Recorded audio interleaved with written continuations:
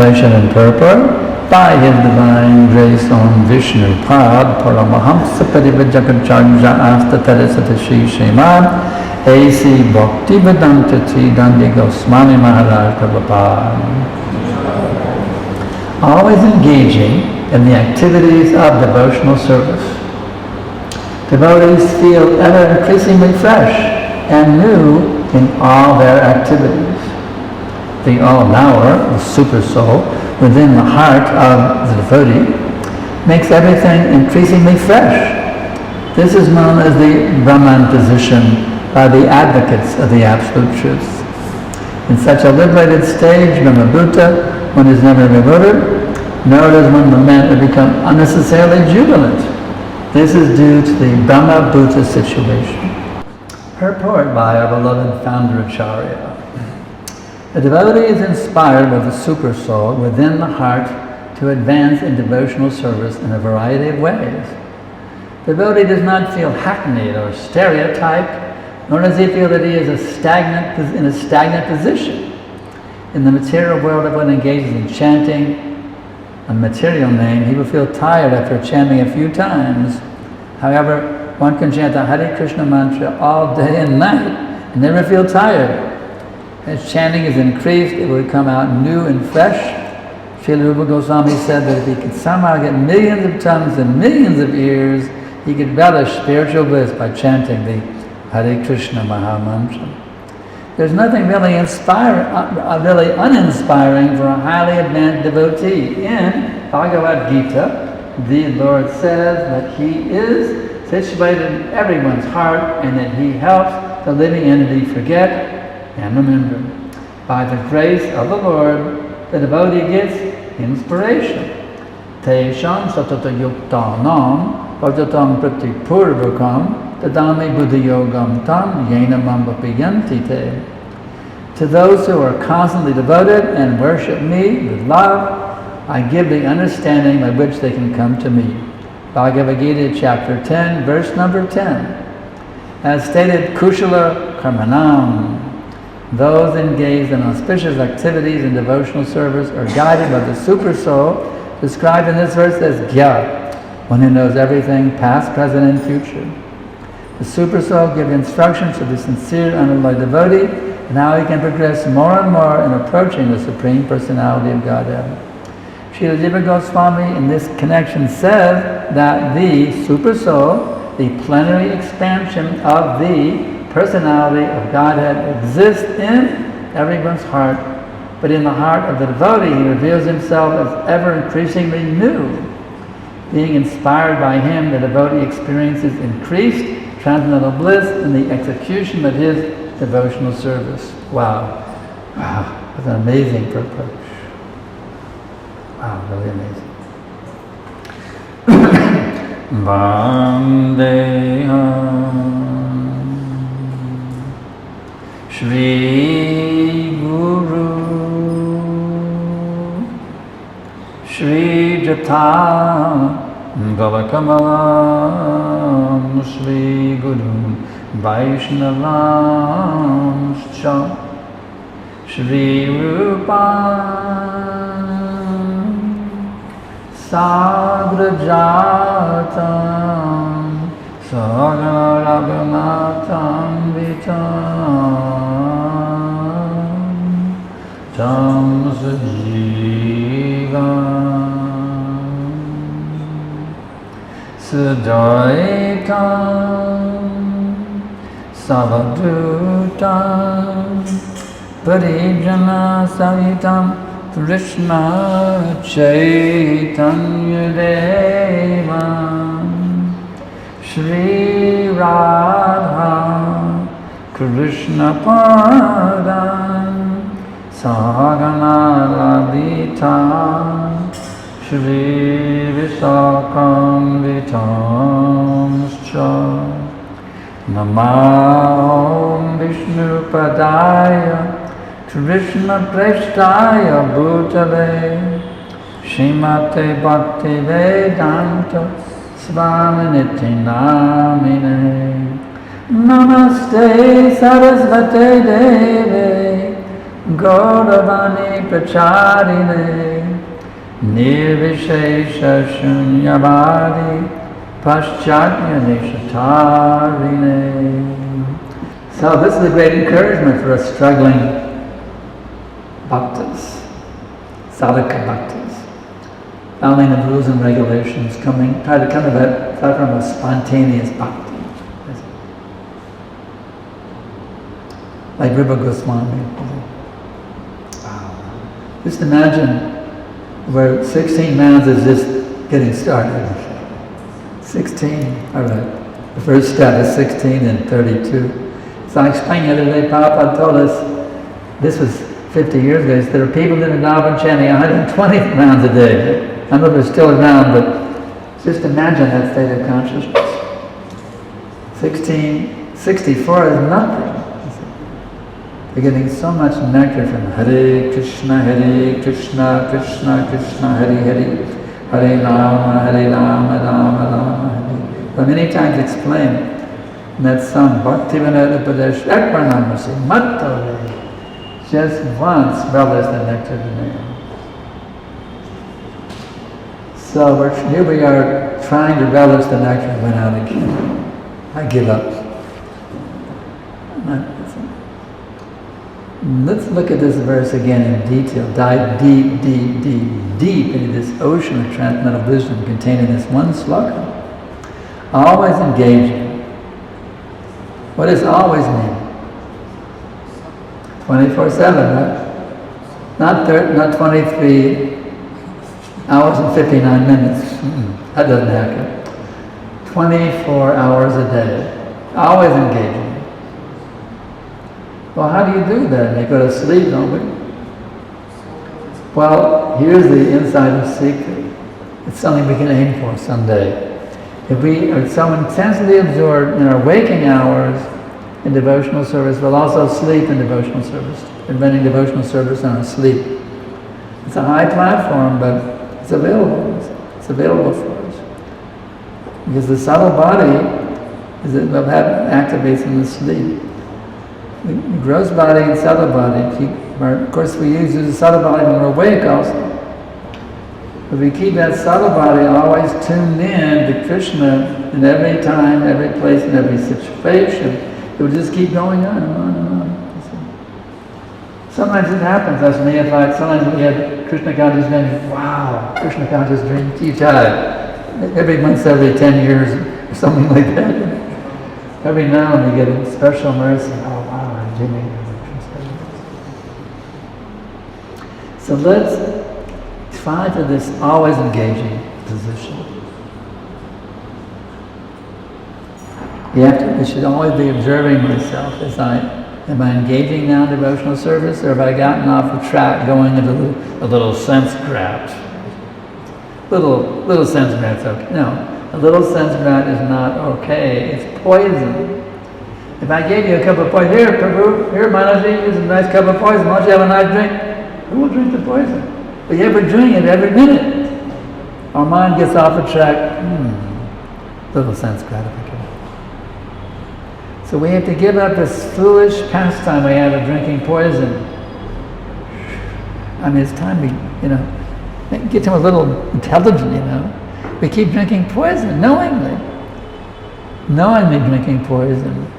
And that's why we're not ever breathing, ever increasing of flesh, anew in all of our activities. Just like you're offering an RT, okay, an RT, 4 circles, 3, okay, 7. It's like we're doing it a routine, right? It's a routine, well, I get a 4 here, and then I do the key loop, and like a routine. Are we experiencing ever increasing flesh and new? Oh, this is a brand new experience. I've never experienced this before. Oh, this is an amazing experience. I get to experience it as new or hackneyed. Let's face the embarrassing fact, my dear devotees. Because we're so caught up in bringing this poison knowingly, it becomes hackneyed for us. Oh yeah, you're trying to chant the japa. Not like, oh wow. Now I get to experience Krishna. I get to experience Radharani right now. I get to experience Radharani directly. Hare. Are we in that ecstasy? Picking up the beads? Oh, wow. No. Hackney. Okay, japa time. Slide the counter. Slide another one. I don't know. That's it. Let's admit how fallen we actually are. That's the first step. If we can admit our fallen nature, that's a good beginning. You leave it like it is? Yeah. I had a very wonderful realization today. Taking me back to my brahmachari days, also living in the brahmachari ashram there in ISKCON Gainesville. There, a new book had come out called The Nectar of Instruction. And it talked about the loving exchanges between the Vaishnavas. I meant, because that's what actually made me a devotee, the loving exchanges, you see. First it was that loving exchange of Vishnu Jan Swami. I was a singer-songwriter, a little bit popular locally, Yeah, let me follow George's example. My Sweet Lord has just been a big hit. I'll make Krishna conscious songs now. To become a brahmachari? Are you kidding? Shave my head, my beard, and take out my earring, and become a brahmachari. They let me live with them out of kindness. Okay, I'll move. I had no place to live anyway. Free room and board. And but then, what really captured me, I explained it before, what really captured me was that day I heard the London devotees singing Samsara Dava Nanmalita Loka Chanaya Karunya Gana Gana. I never experienced love. I got a taste of what actually love means. Give me your love completely to the spiritual master. Give me love completely to his divine grace, Srila Prabhupada, without asking zero in return. Told to give everything to the spiritual master, and it was so sweet. It was so ambrosial, so nectarian, so volcanically erupting of transcendental bliss. Like a volcano erupting nectar, that I knew this is it. This loving exchange.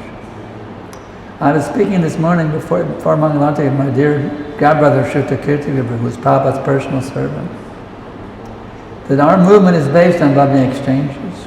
That reminded me of one pastime I had with Shrita Kirti back in Atlanta in '75. Some of you may not have heard it yet, but in those days, the biggies got to be close to Prabhupada, the sannyasi, the temple presidents, GBCs, and we rank and file were standing in the background. Wished if we could be up there close to Prabhupada. That's the way it was. I wish I could be close, go on the morning walk, but it's only for the biggies. That's rank and file. We don't get to do that. We're the rank and file. But anyway, even though I was rank and file, I got as close as Kane is to me, and that's how close I get to Prabhupada when he's giving the class. Sankarshan Das right there. And the other side there was Shrita Kirti. And I looked across Prabhupada's lap, engaged right across Prabhupada, and Shrita Kirti with maybe the most big, loving smile you could ever imagine. A beautiful, loving smile. And I knew actually Prabhupada's Shrita Kirti was like a mirror, and Prabhupada's mercy was beaming on him, and he was beaming it onto me. So I never forgot that. And Shrita Kirti is very dear to me, always ever since that moment. Because this godbrother was sharing with me the loving mercy of Prabhupada. That was a loving exchange he had with me. So our movement is based on loving exchange. If you have loving, I've seen that, you see. I realize those who don't have loving exchange with devotees, whether they become ritviks or poison, Prabhupada's poison bodies, they don't have loving exchanges. If you're impersonal, good luck. If you're impersonal, the day you'll be gone, you'll be one of these critics of the GDC, the sannyasi, and the guru. If you have personal loving dealings, it all works out. Just like I got a letter from a devotee at ISKCON Patna, finding fault with the temple president. How can we form the GBC or blah blah blah blah blah blah blah blah blah blah. But I told them, Prabhu, or I didn't say Prabhu, you will become an ideal example of Krishna consciousness. Simply by your presence, that whole community become uplifted. That's a fact.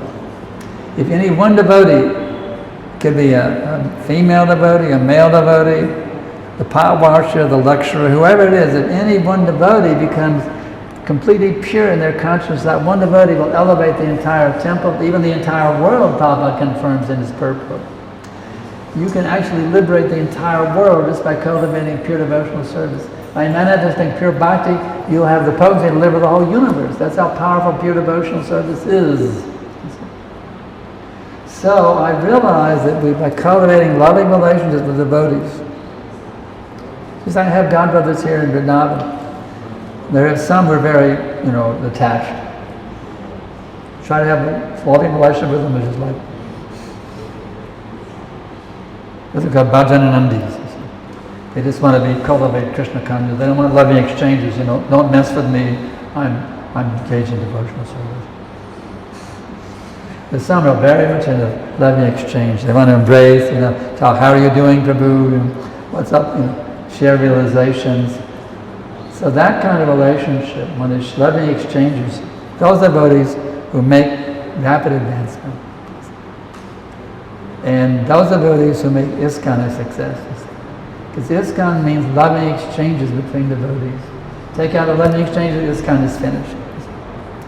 And how did we learn it from Prabhupada? Prabhupada taught us loving exchange by his examples. I many times explained, I was a rank and file devotee, but Prabhupada would write me the most loving letters like I was his beloved son. Even though I was just a rank and file devotee. And that one time in that letter, he wrote me the letter, and then at the end he said, P.S. we're going to Nairobi on Friday night. Like, I'm the insider. So the spiritual master, the bona fide guru, he teaches every disciple that they're the most special person in the whole world. That's that kind of love we got from Prabhupada. And we learn how to take that love that we're getting from Prabhupada and share it. And that's how you make devotees also. You don't make devotees just by paddling with philosophy. Boom, boom, boom, boom. You make devotees by giving you loving, showing your love and concern for them. That's how we make devotees. That's the secret for making new devotees. Show your love for them. That loving, when they get that loving feeling they didn't get anywhere else. In the Material world, it's all based on karma, lust. But in Krishna consciousness movement is the only place where you can get love, genuine love. You see? So have that loving feeling amongst the devotees and to the poor karmis who are suffering in the cycle of birth and death. And by that loving feeling, you can draw them in, and they become inspired to take up this path of bhakti. So let's see what else we got next in the purport. The devotee does not feel hackneyed or stereotyped. That was my first impression of devotees. To me, there is some stereotyped zombies in a I just saw them as stereotypes, some kind of stereotype, out of some textbook. My first, because I was totally absorbed in sense gratification mood, Mayavadi philosophy. But when I gave up that Mayavadi philosophy, I could see these devotees as something different, not stereotype. There's some stereotype image out of some movie script. They're actually people. They have feelings. Does not feel hackneyed or stereotyped. Nor does it feel in a stagnant position. There's nothing of water. There's stagnant water and flowing water. Stagnant water, oof, yuck. If you want to take some bath in some stagnant water, no way. Forget it. Stagnant water. I want some flowing, fresh water, you see.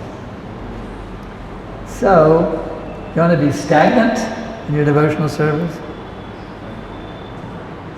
Or do you want to be ever fresh?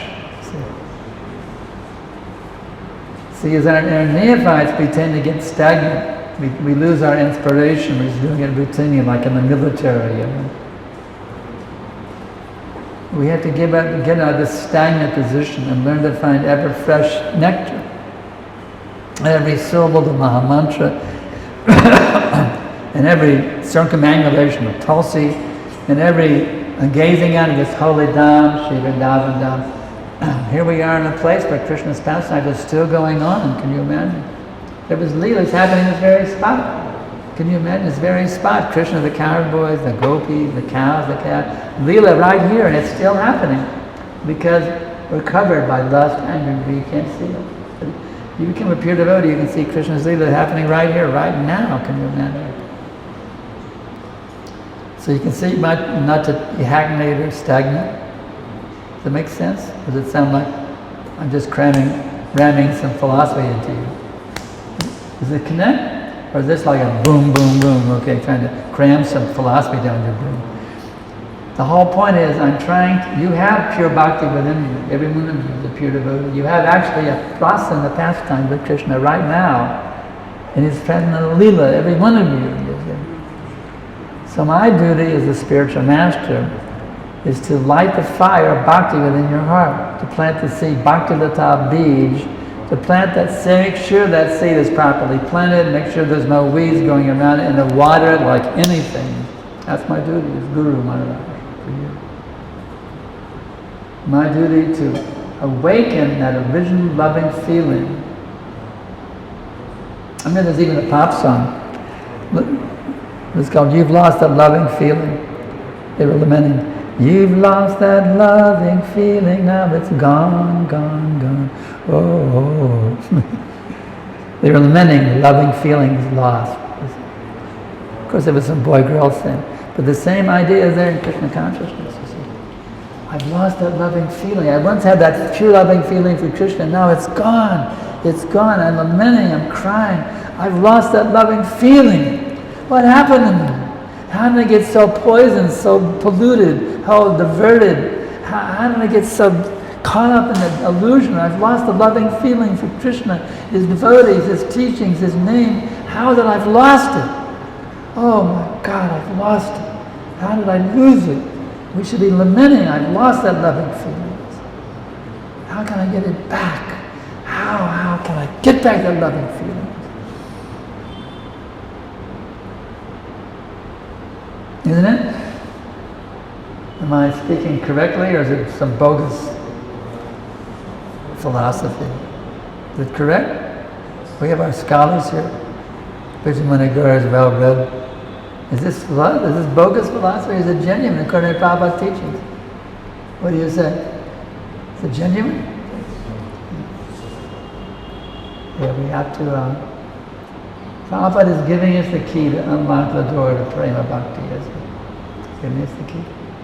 These books are the key, this movement is the key. Prabhupada has given us so many keys to unlock the door.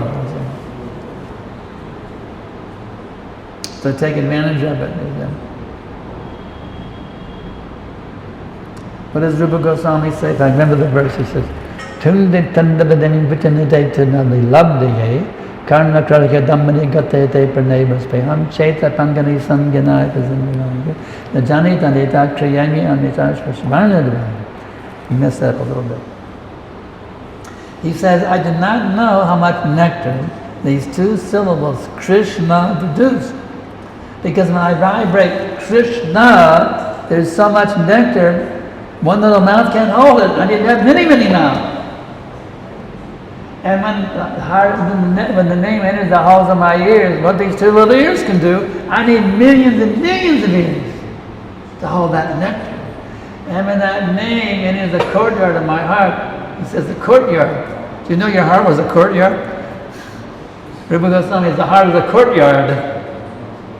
Pretty amazing concept, courtyard of the heart. When it is the courtyard of the heart, my mind is completely conquered and my senses become inert. What does it mean the senses become inert? It means my desire materials, my material senses, the desire for sense gratification fully turned off, you see. I'm fully absorbed in Krishna, Krishna, Krishna, Krishna, Krishna, Krishna, Krishna, Krishna, Krishna.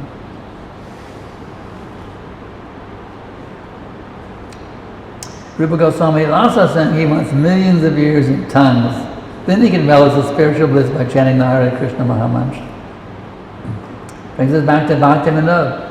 Just once I can relish the nectar of the name.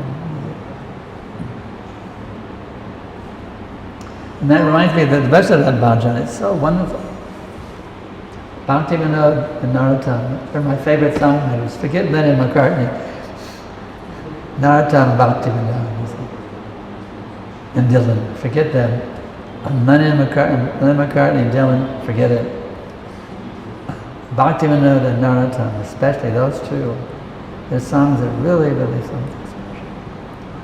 Bhakti Vinod is singing, he says, Gai Gaura Madhur Svare, Gai Gaura Madhur Svare, Hare Krishna, Krishna Krishna, Hare Hare, Hare Rama, Hare Rama, Rama Rama, Hare Hare, Hare Krishna, Krishna Krishna, Hare Hare, Hare Rama, Hare Rama, Rama Rama, Hare Hare, Gai Gaura Madhur Svare, Gai Gaura Madhur Svare. What does that mean? Lord Chaitanya is sweetly singing these names. Just try to imagine what kind of feeling Lord Chaitanya would have when chanting these names. It's beyond our conception, actually. But just imagine the sweetness that Lord Chaitanya would feel when chanting Hare Krishna mantra.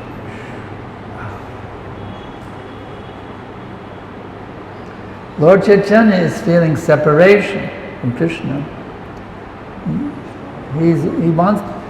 Krishna is noticing, as I explained many times before, Krishna is noticing, what is that? I'm the supreme enjoyer. This girl, she's tasting more pleasure than me. How is it this girl is, I'm the supreme, and she's getting more nectar than I am? I'm enjoying her service, but she's enjoying serving me more than I'm enjoying being served by her. So this transcendental, and Krishna is the beginning of envy, transcendental envy. This transcendental envy. Well, I don't want to be outdone by this girl. So I'm going to embrace her feeling. I want to taste the nectar that she's tasting. So he takes the complexion and the mood of Srimati Radharani to become Lord Chaitanya Mahaprabhu. In this ecstasy, of the supreme ecstasy of Goloka Vrindavan, Lord Chaitanya floods this world, beginning here in India, in Navadvip.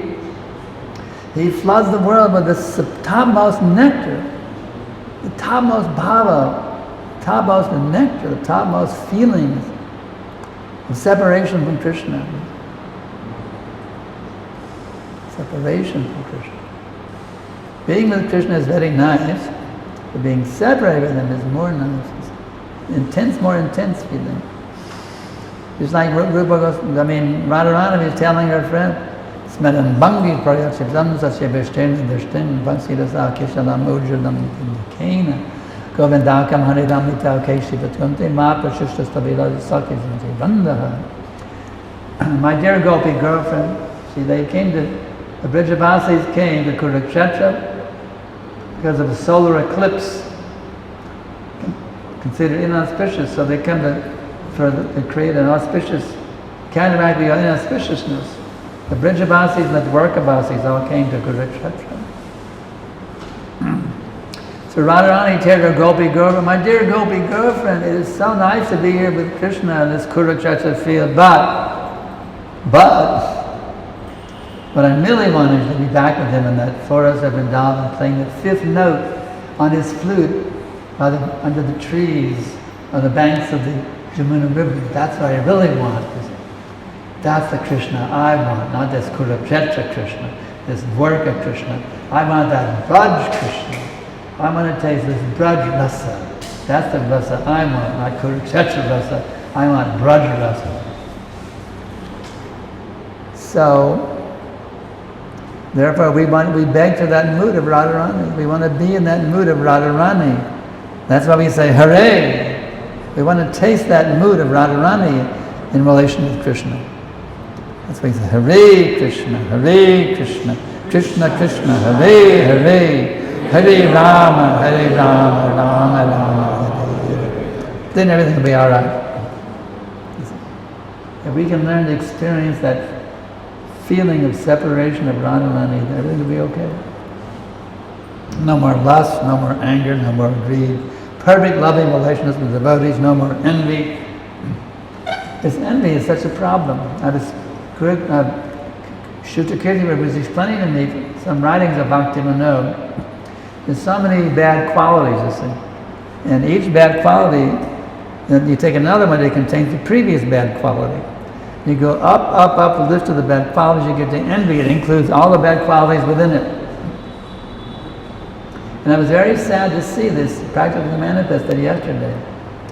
I remember one of my old brahmachari friends in the old days in Gainesville, Jagannath Tirtha Prabhu.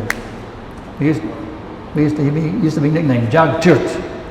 That was the nickname we had for him. One of our brahmachari, we had a real brahmachari camaraderie there in the old ashram in Gainesville.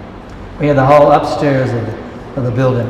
The households were downstairs, the brahmacharis had the whole upstairs floor. It's a big brahmachari ashram, about 8 rooms, a big brahmachari ashram, nice household ashram downstairs too. A very sweet temple, the old days in Gainesville. So anyway, we had this strong brahmachari ashram camaraderie. I found his email. Wow, let me get reconnected with him. It was real nice, loving relationship with all this. And he was mentioning how he's composing songs and writing. So I shared one of my songs and my writing with him also. And when he saw that, and I said, I'm working on a new book called Revolutionize Your Kindness and Revolutionize the World. And he wrote back with all this anti-ISKCON garbage about Kirtanananda and this and that. And he became as soon as I shared with him what I was doing, he became very envious, and he said, never write me ever again. Don't ever write me ever again. He encouraged, he said, I'm composing songs and writing, so I share what I was doing, and he was envious. Instead of appreciating what I'm doing, how I've published on Amazon, how, even my World Peace Formula song got a high rating on the internet one time. It was the top 3 song in that category.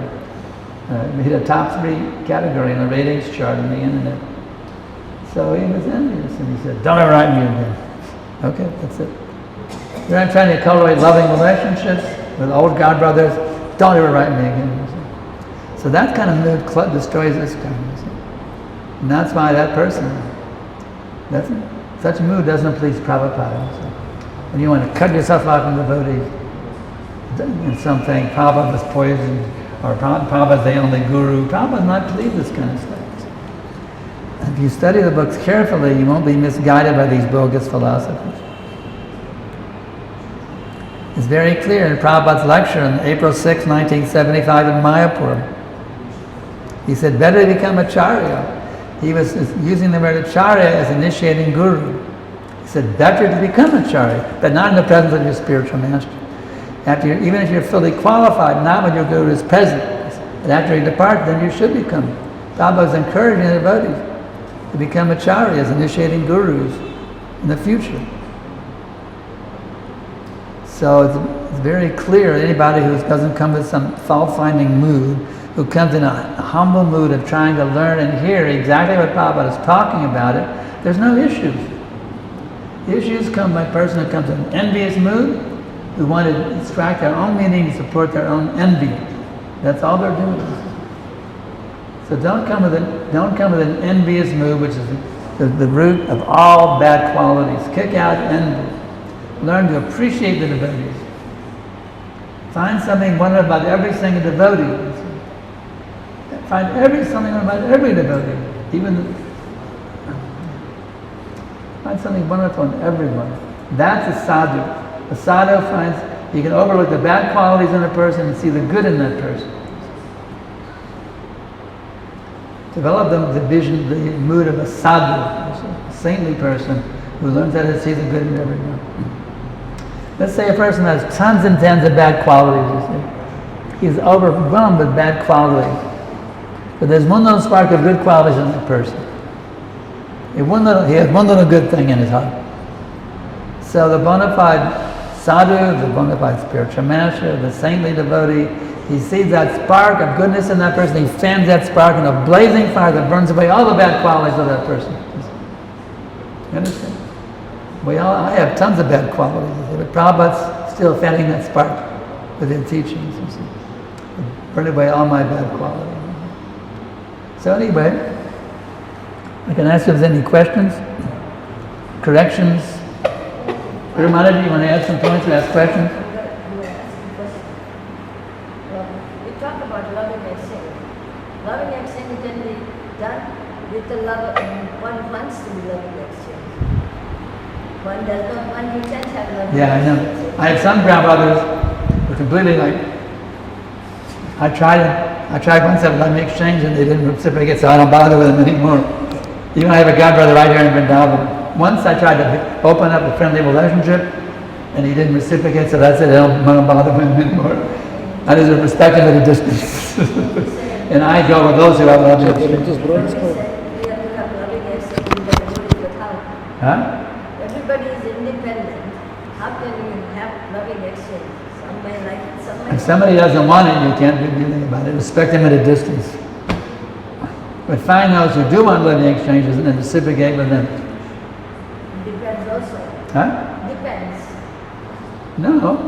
There are those who are open for loving exchange. I can tell you my experience. And you reciprocate with them. I can tell you, I have many godbrothers who are very open for loving exchanges. Vaishnav with me the other day, Kirti, walking through the MBT. I mean, some devotees are very open to loving exchanges. Those who are aloof, don't mess with me. I am a devotee of Krishna, don't mess with me. I don't mess with them. I try.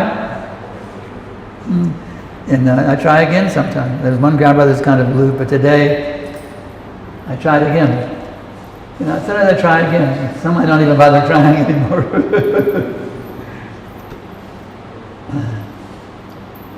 But sometimes they can change. So sometimes I try again. Today I tried again with one devotee was kind of aloof, and he reciprocated a little bit, so that was nice. The other one I didn't even bother trying.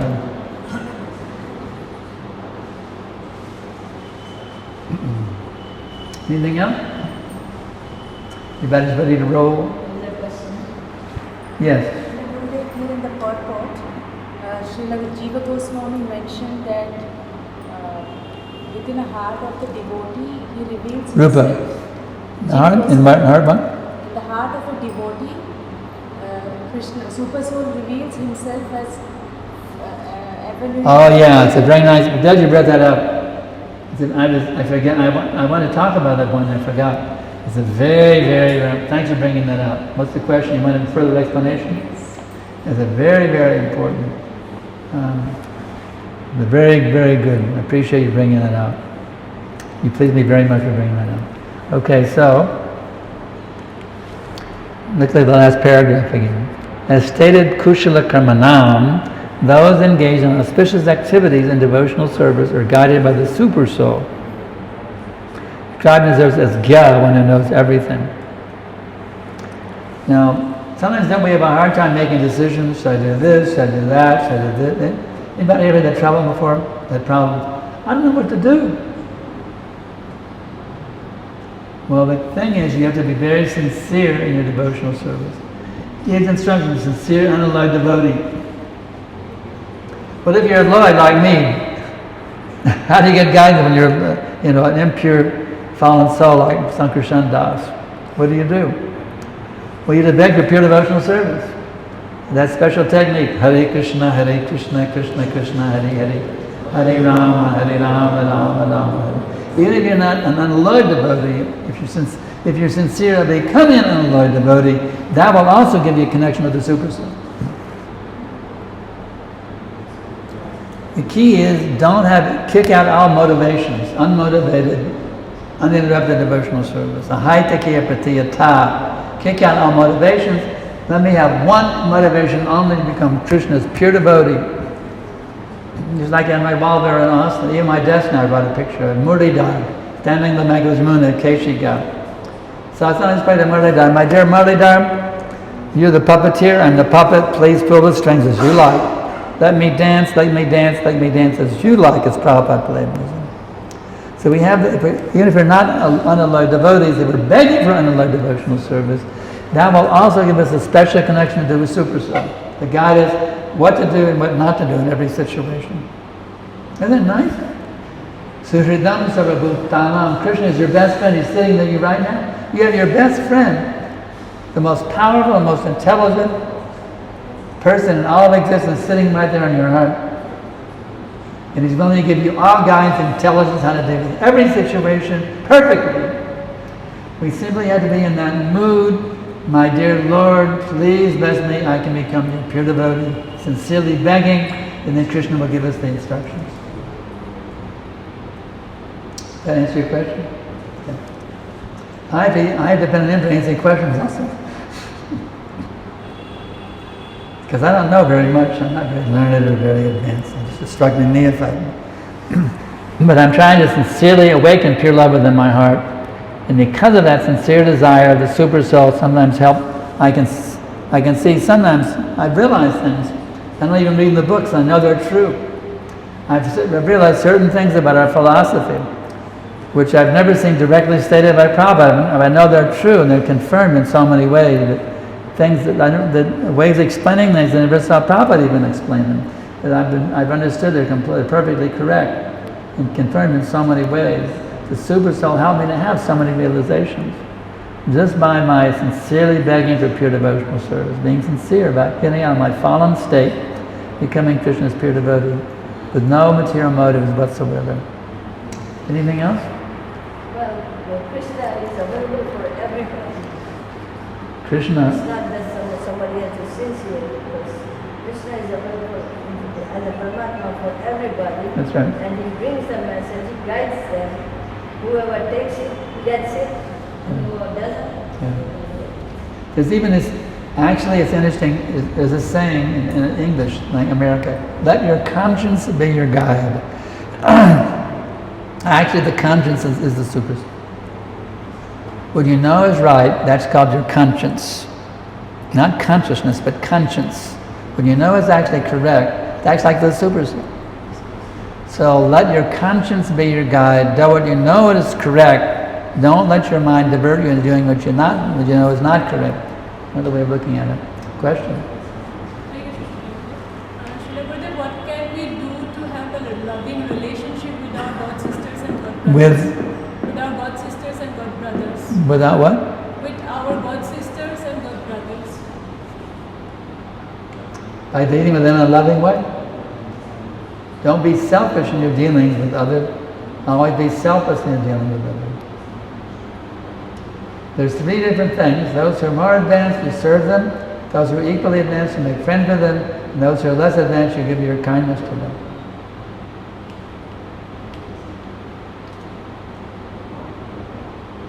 You know what it means to be friendly?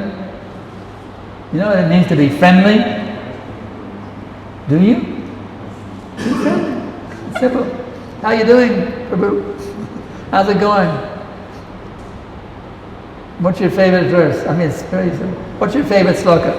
What's your favorite bhajan? What's your favorite pastime? It's easy to be friendly. Any idiot knows how to be friendly.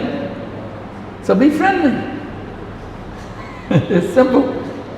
Simple for the simple and difficult for the crooked. I want everybody to respect me.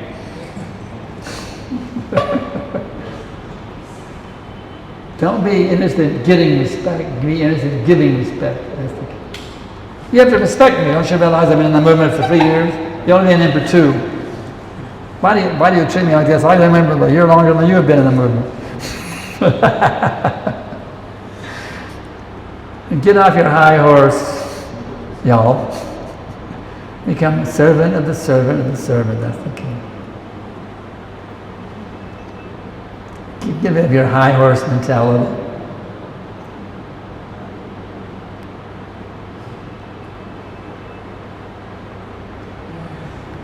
I even treat the chowkidar with great respect. Brijabasi ki jai. Even the chowkidars. You're not even initiated? Who the heck are you anyway? No. Chowkidar. Brijabasi ki jai. Dhanyavad. I I even do the chokidars, like the great sadhus.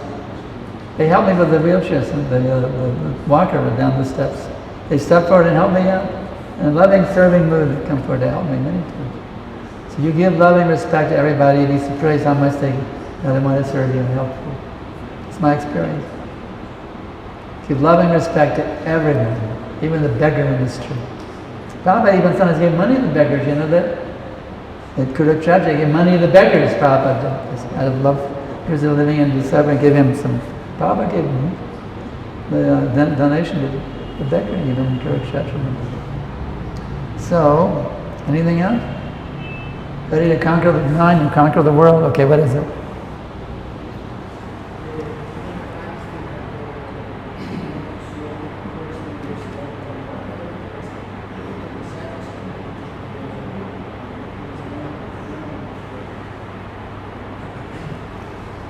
So, you mentioned that you approached some of your godbrothers, but they were aloof and ignoring you. So how to see in such situation something good in such a person?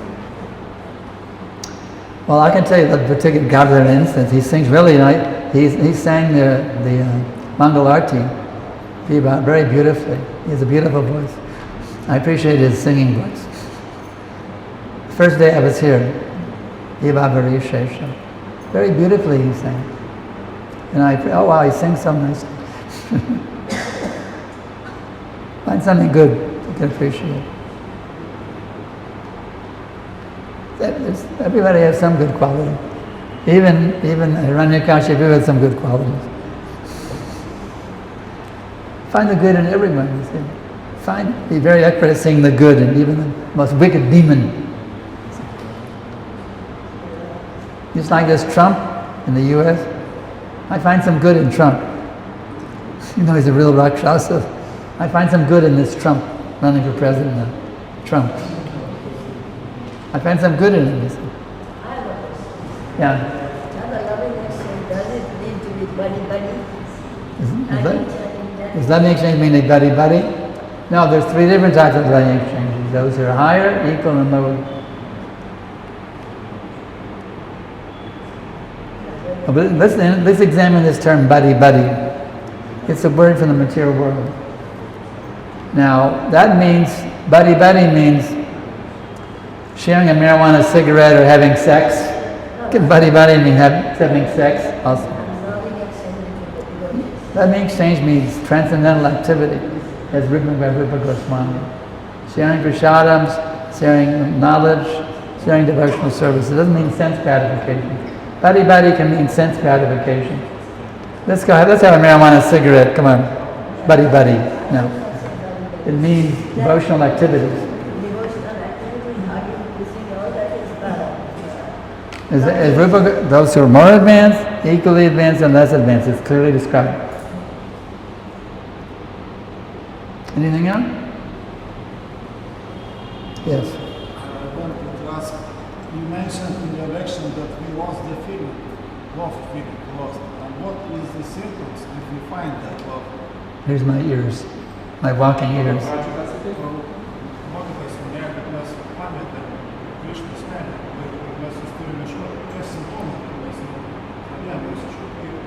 So you mentioned that we lost love for Krishna at some point. So what is the symptoms that we actually started again looking for that love? The symptom that what? That we again started looking. And what's the symptom of having again started it? Started looking for the love, which we lost some time ago. Can be so many things. Attracting to the name of, you're attracted by the kirtan? In my case, it was being attracted to the holy name. A friend of mine came to the apartment, was chanting the Hare Krishna mantra. I was very attracted to it. For me, it was being attracted to the Hare Krishna mantra. And everyone has their own story, you know. That was the first thing they initiated about Krishna consciousness. It was the holy name, the prasadam. What was the first thing that attracted you? At first philosophy at first. Lectures, philosophy. What's he saying? What was the first thing that attracted you? Philosophy. Yeah, so for you it was the philosophy. And then relationship. Everybody has their own experience. For some people it's the philosophy, and other was the devotee who inspired them. Everybody has their own everybody has their own story, how they were attracted, first thing that attracted them. Everyone has their own story. We're not robots here.